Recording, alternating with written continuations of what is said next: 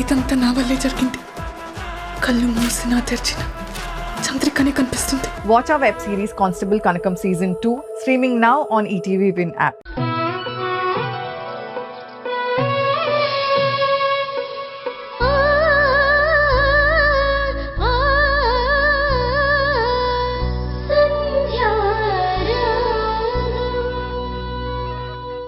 పూజ పరిపూర్ణంగా అయిపోయిందమ్మా.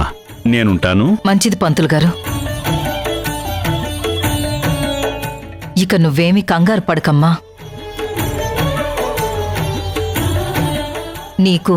నీకు పుట్టబోయే బిడ్డకి ఏమీ కాదు. నీకు సుఖప్రసవం జరుగుతుంది. అన్ని సమస్యలు తీరిపోతాయి. నువ్వు సంతోషంగా ఉంటావమ్మా. ఏంటత్తయ్య ఇదంతా? మీరు మమ్మల్ని తీసుకొచ్చి ఇలా అభిషేకాలు జరిపించడం ఏంటి? అసలు మేం మీకేమవుతామని? మీ రక్త సంబంధమా? కాదు కదా. మీ కోడలే నన్ను ద్వేషిస్తోంది. అలాంటిది మీరు నా గురించి ఆలోచించడమే కాకుండా ఇంత ఖర్చు పెట్టి ఈ పూజలు అభిషేకాలు జరిపిస్తున్నారేంటత్తయ్యా? నువ్వు మా కుటుంబ సభ్యురాలివి కాకపోవచ్చమ్మా. నా ఇంటి కోడలివి కూడా కాకపోవచ్చు. కానీ అంతకంటే ఎక్కువ నా కూతురులాంటిదానివని నేను నీకెప్పుడో చెప్పాను కదా. నీలాంటి మంచి మనసున్న అమ్మాయికి అంతా మంచే జరగాలమ్మా.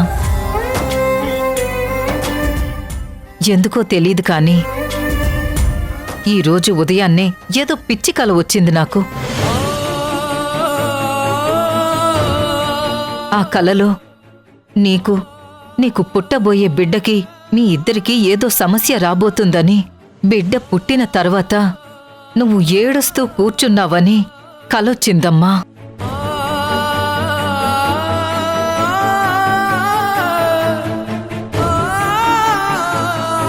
అందుకే ఒక్క క్షణం కూడా ఆలోచించకుండా పంతులు గారితో మాట్లాడి అభిషేకం జరిపించాను. ఆ పరమేశ్వరుడు ఖచ్చితంగా నిన్ను కరుణిస్తాడు. ఇక నుంచి నీకు ఏ సమస్యలు రావు. ఆ దేవుడి అండ ఉన్నంత వరకు నీకు ఏమీ కాదమ్మా.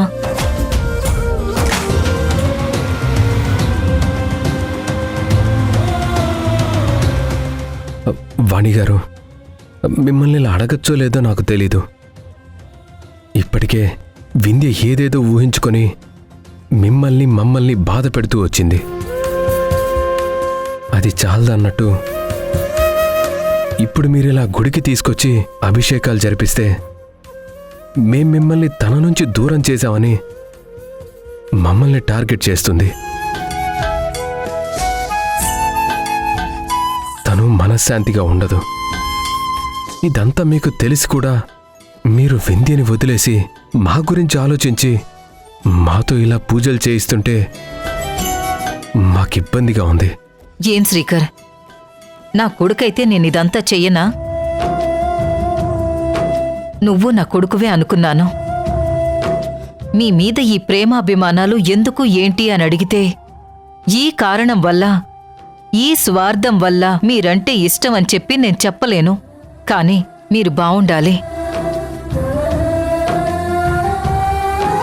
బిడ్డను పోగొట్టుకున్నారు. షాపేమో తగలబడిపోయింది. చివరికి గుడిలో కార్తీక దీపాలు వెలిగించడానికి వస్తే కూడా సంధ్యని నీళ్లల్లోకి తోసేశారు.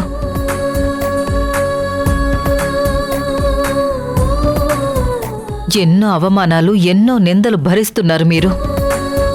నా కోడలు మిమ్మల్ని నిందించి ఇన్నాళ్ళు బాధ పెట్టినప్పుడు మీ కన్నీళ్లు మాకు ఎక్కడ శాపాలుగా మారతాయేమో అని నేను చాలా భయపడ్డాను. వాటన్నింటికి నేను పరిహారం తీర్చుకోవాలి కదా. నా కోడలన్న మాటలకి నేను ఏం చేసి పరిహారం తీర్చుకోగలను? మీరు బావుండాలని, సంతోషంగా ఉండాలని కోరుకోవడమే కదా చెయ్యగలను.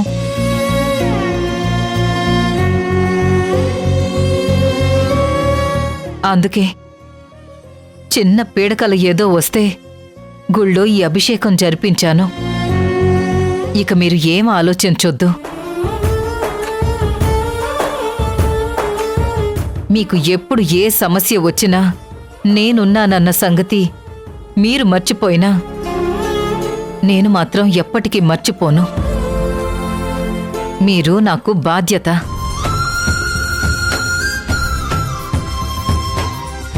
సంధ్య బిడ్డను ఎత్తుకుని సంధ్య ముఖంలో సంతోషం చూసేంతవరకు ఎవరు ఒప్పుకున్నా ఎవరు ఒప్పుకోకపోయినా నేను ఆలోచిస్తూనే ఉంటాను. అత్తయ్య, మావయ్య ఫోన్ చేస్తున్నారు. ఇంటికి రమ్మంటున్నారు. నీకు తెలుసు కదా అత్తయ్య, ఆయన నీకోసం భోజనం కూడా చేయకుండా వెయిట్ చేస్తూ ఉంటారని. పాపం ఆకలేస్తున్నట్టుంది. త్వరగా వెళ్దాం అత్తయ్య, నాకు కూడా చాలా ఆకలేస్తుంది. సరే వెళ్దాం. శ్రీకర్, జాగ్రత్త. సరే అండి.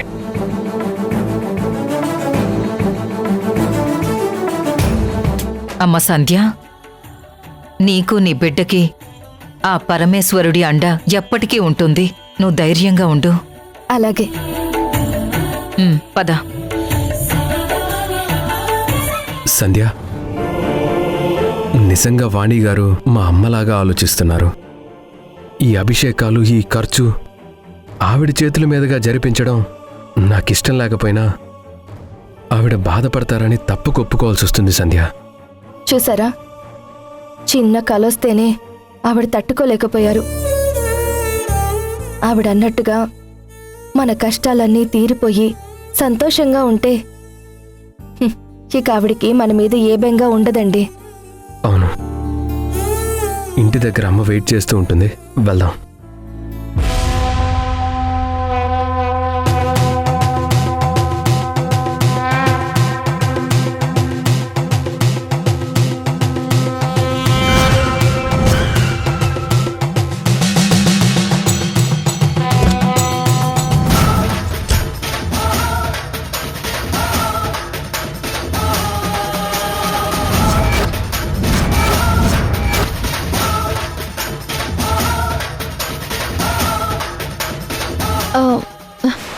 అత్త, అదిగో కార్ ఇటు పార్క్ చేశాను.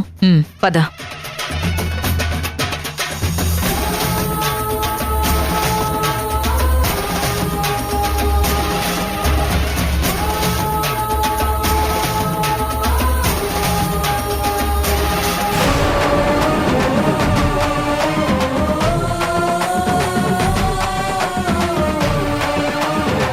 నాకు పిల్లలు పుట్టరన్న నిజం డాక్టర్ నీతో చెప్పాక కూడా నాకెందుకు చెప్పలేదు? నన్నెందుకు మోసం చేస్తున్నావు? అసలు నేను నీకేం అన్యాయం చేశాను సంధ్య?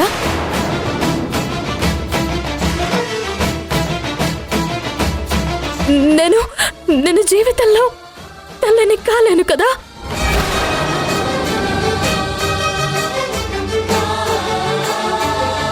ఆ విషయం నాతో ఎందుకు చెప్పలేదు? అడిగితే నిన్నే చెప్పు. వింధ్య, అసలేం జరిగిందంటే ఆ రోజు నీకు పాప పుట్టినప్పుడు డాక్టర్ గారు వచ్చి ఈ విషయం నాతో చెప్పారు.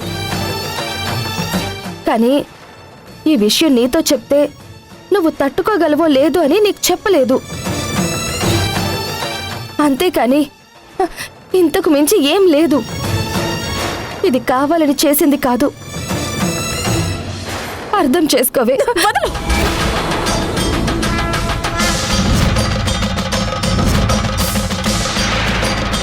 ఇంకెప్పుడు నువ్వు నన్ను టచ్ చేయొద్దు. నీ బిడ్డ నా దగ్గర పెరుగుతుందనే రహస్యం ఎట్టి పరిస్థితుల్లోనూ నా భర్తకి తెలియకూడదు అనుకుంటే నువ్వు నా భర్తకే చెప్పావు కదా. ఇప్పుడు నేను ప్రెగ్నెంట్ అని పొరపడి బిడ్డకి పేరు పెట్టుకుని వెండి ఉయ్యాల చేయించుకుని నేనెక్కడ డెలివరీ అవ్వాలో ఆ హాస్పిటల్ కూడా నేను బుక్ చేసుకుని మా బంధువులందరికీ నేను తల్లిని కాబోతున్నానని చెప్పుకుని చివరికి ప్రతి నెల శ్రీమంతం జరిపించుకోవాలని శ్రీమంతం కూడా జరిపించుకుంటుంటే ఇప్పుడు నా ఆశలన్నీ ఆవిరైపోయాయి. నీకు అదృష్టం లేదని నాతో ఒక్క మాటైనా చెప్పాలి కదా నువ్వు. పెట్టుకుని మా అత్తయ్య ఎదురుగా నిలబడతాను. నాకంటే ఎక్కువగా మా అత్తయ్య, మా మావయ్య, నా భర్త అందరూ ఇంకొక బిడ్డ అడుగు పెట్టబోతుందని ఎంతగానో ఆనందపడుతున్నారు. ఈ ఆనందాలు శాశ్వతం కావని నేను వాళ్ళతో ఎలా చెప్పను? ఇది మోసం కాదా? అసలు నీకేం అన్యాయం చేశానని నా జీవితంతో నువ్వు ఇలా ఆడుకుంటున్నావు. వింధ్య, నేను ఈ విషయం నీకు చెప్పడానికి ట్రై చేస్తే రాజేష్ గారి నెంబర్ కూడా బ్లాక్ చేసి పెట్టావు. సీమంతం అప్పుడు చెప్పాలని ట్రై చేసినా నువ్వు వినే పరిస్థితుల్లో లేవు. కావాలని లేని ప్రెగ్నెన్సీ ఉందని చెప్పి నిన్ను మోసం చేస్తున్నారు. నిన్ను బాధ పెట్టే ఉద్దేశం నాకు లేదు. నువ్వు నన్ను అర్థం చేసుకోవడం లేదు. ప్రతి విషయాన్ని అపార్థం చేసుకుంటున్నావే. రాజేష్ గారికి నాకు ఎప్పుడూ అలాంటి తప్పుడు ఆలోచన లేదే. పురిట్లో నా బిడ్డ చనిపోయిందని కుటుంబం అంతా ఏడుస్తుంటే కూడా నా ఇంకో బిడ్డని నీ దగ్గర పెట్టి నీ సంతోషాన్ని నేను కోరుకున్నాను. నేను నీకు గర్భసంచి ప్రాబ్లం ఉంది, మళ్ళీ పిల్లలు పుట్టరన్న విషయం నీతో చెప్పాలనుకున్నాను. కానీ నువ్వెక్కువగా ఎమోషనల్ అవుతావు, నువ్వు తట్టుకోలేవు అని చెప్పలేకపోయాను. లేదు, అబద్ధం. నువ్వు నన్ను మోసం చేస్తూనే ఉన్నావు. ఇప్పుడు అందరి ముందు నేను నవ్వులు పాలవుతాను. ముఖ్యంగా ఇప్పుడు నీ ఎదురుగా నేను నవ్వులు పాలవుతూనే ఉన్నాను. మా అత్తయ్య ఆ రోజు నా కళ్ళ ముందు నీకు ఫోన్ చేసి ఆస్తులు అంతస్తులు ఉంటే కాదు, నవమాసాలు మోసిన బిడ్డ ఉంటేనే ఐశ్వర్యవంతురాలని చెప్పింది. కానీ ఇప్పుడు నాకు పిల్లలు ఎక్కడున్నారు? అదేంటి, నా కూతురు నీ కూతురు కదా? నువ్వు సంతోషంగా ఉండడం కోసమే కదే నేను ఇంత త్యాగం చేశాను. లేదు,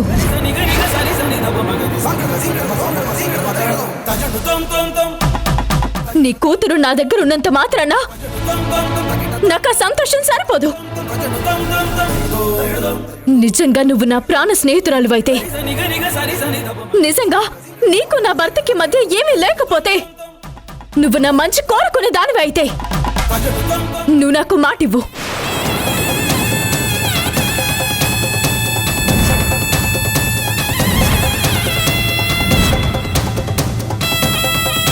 నేను మాటివ్వాలా?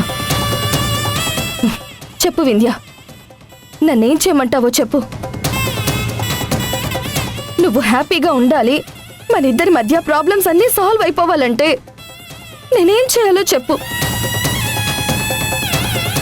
ఇన్నాళ్ళు కష్టమైన సుఖమైన మనం పంచుకున్నాం కదా.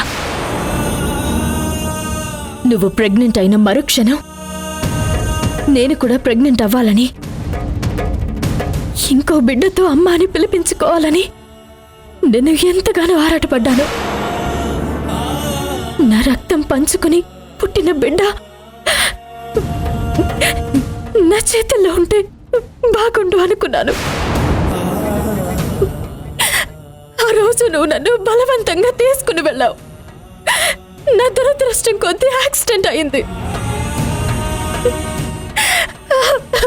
నా బిడ్డ పోయింది.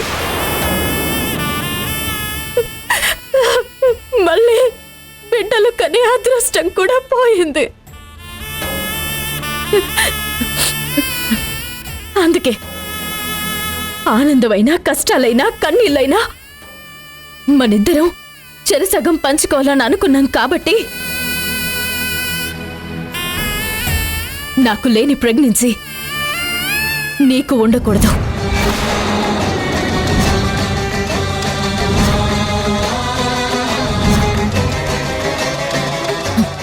నేను ఇక్కడ ఏడుస్తూ కూర్చుంటే బిడ్డ పుట్టబోతుందని నువ్వు సంతోషంగా ఉంటావా?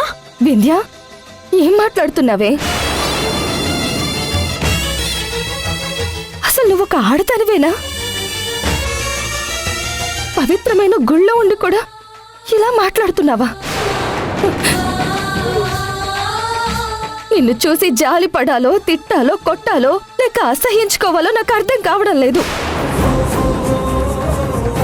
ఇంకా ఇంకా పుట్టని పసిబిడ్డని నన్ను దూరం చేసుకోమంటున్నావా? అవును, దూరం చేసుకోమని చెప్తున్నాను.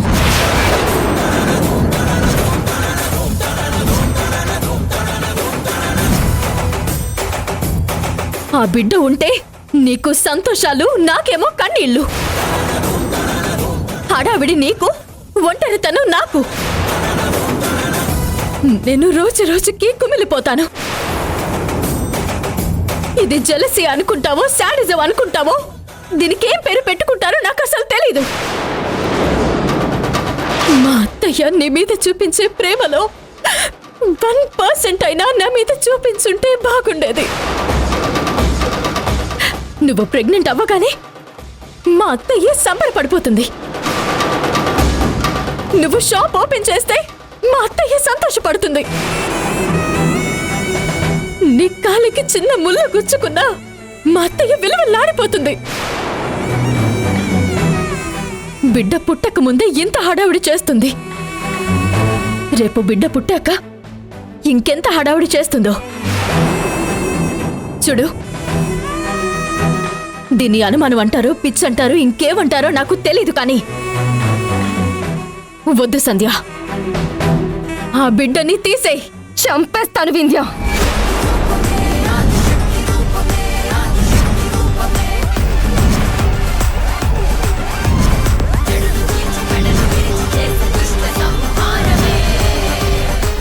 ఇంకొక్క మాట మాట్లాడితే నిన్ను చంపేస్తాను. నువ్వు కూడా ఒక బిడ్డకి జన్మనిచ్చావు కదా, నువ్వు కూడా ఒక తల్లివే కదా. ఇవి ఒక తల్లి మాట్లాడాల్సిన మాటలేనా? నీ స్నేహం కోసం ఇప్పటికే ఒక బిడ్డని త్యాగం చేసుకున్నాను. ఇప్పుడు మళ్ళీ ఇంకో బిడ్డని త్యాగం చేసుకుంటే నన్ను పిచ్చిదాన్ని అంటారే. స్నేహం కోసం భర్తని, కుటుంబాన్ని ఎవరు మోసం చేస్తారు చెప్పు? స్నేహం కోసం మాతృత్వాన్ని వదులుకున్న వాళ్ళని ఒక్కరిని చూపించు. అయినా నా స్నేహితురాలు బాగుండాలని అందర్నీ కాదనుకుని నీ చేతుల్లో నా బిడ్డని పెడితే నువ్వు నాకిచ్చిన ప్రతిఫలం ఏంటి? నీ భర్తతో తప్పుడు సంబంధం అంటగట్టడమా? లేక మా కుటుంబం ఎన్నో ఆశలు పెట్టుకున్న ఆ షాప్ని తగలబెట్టడమా? చివరికి ఇన్సూరెన్స్ కూడా రాకుండా చేసి మా మీద తప్పుడు కేసు పెట్టడమా? పైగా ఇదంతా చాలదు అన్నట్టు నా కడుపులో పెరుగుతున్న బిడ్డని దూరం చేసుకోమంటున్నావు.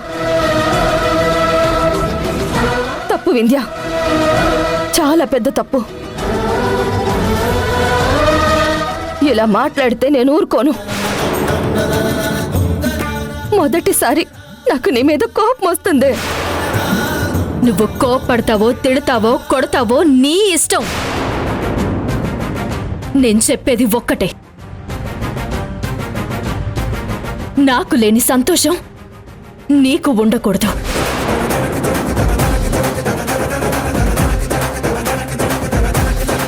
నాకు లేని ప్రెగ్నెన్సీ నీకు కూడా ఉండకూడదు.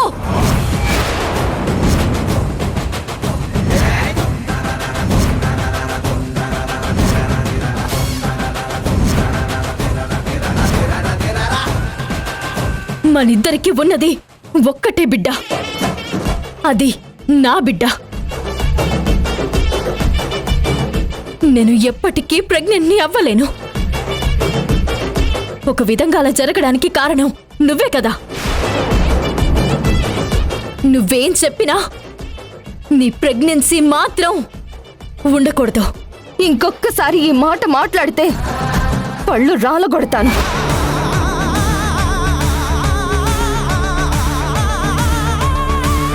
నువ్వు నా ప్రాణం అడుగు, తీసిస్తాను. కానీ ఈ బిడ్డ నాది. నవమాసాలు మోసి ఈ బిడ్డని కని గతంలో నేను చేసిన మోసానికి ప్రతిఫలంగా ఈ బిడ్డని మా వాళ్ళ చేతుల్లో పెడతాను. ఈ బిడ్డ జోలికొస్తే నేనే నిన్ను వదిలిపెట్టను. నువ్వు ఆ బిడ్డని వదులుకోకపోతే నేను నిన్ను వదిలిపెట్టను సంధ్య. ఇది రిక్వెస్ట్ మాత్రమే. నీకు నాకు మధ్య అడ్డుగా ఈ బిడ్డ ఎట్టి పరిస్థితుల్లోనూ ఉండకూడదు. నేను ఉండనివ్వను.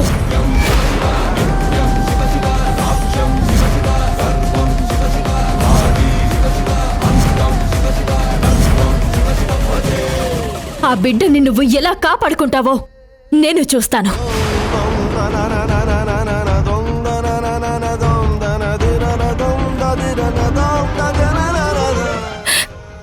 పరమేశ్వర, ఏంటి తండ్రి ఇది?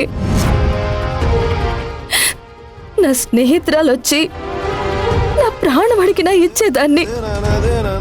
కానీ కానీ నా బిడ్డను అడుగుతుంది, నేను ఎలా ఇస్తాను? నా ప్రాణం పోయినా నా బిడ్డను నేను కాపాడుకుంటాను. ఇన్నాళ్ళు నా స్నేహితురాలనుకుని భరించాను. వింధ్య నా బిడ్డని అడ్డు తొలగించాలనుకుంటే నేను చూస్తూ ఊరుకోను. ఇన్నాళ్ళు స్నేహం కోసం బ్రతికాను. ఇప్పుడు నా బిడ్డకి తల్లిగా బ్రతుకుతాను. ఒక్క వింధ్యే కాదు, 100 మంది వింధ్యలొచ్చినా ఒక తల్లిగా ఈ బిడ్డని నేను బ్రతికించుకుంటాను. ఇది నా బిడ్డ.